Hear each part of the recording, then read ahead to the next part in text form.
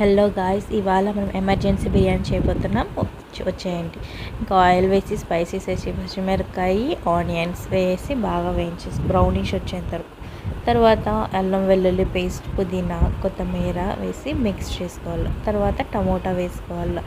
ఒక 5 minutes close చేసేయాల plate వేసి. తర్వాత అది ఓపెన్ చేస్తే ఇలా ఉంటుంది, స్మాష్ అయిపోయింది. సరే బాగా కుక్ చేసి మిరప్పొడి, చికెన్ అంతా వేసి సాల్ట్ వేసేసి బాగా మిక్స్ చేసుకోవాలి. మిక్స్ చేసుకొని 10 మినిట్స్ అలానే పెట్టేయాలి.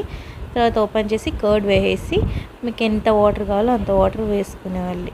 సో నేను వేసుకొని అది బాగా బాయిల్ అయిన తర్వాత రైస్ వేసి బాగా చల్లాలన్నమాట రైస్.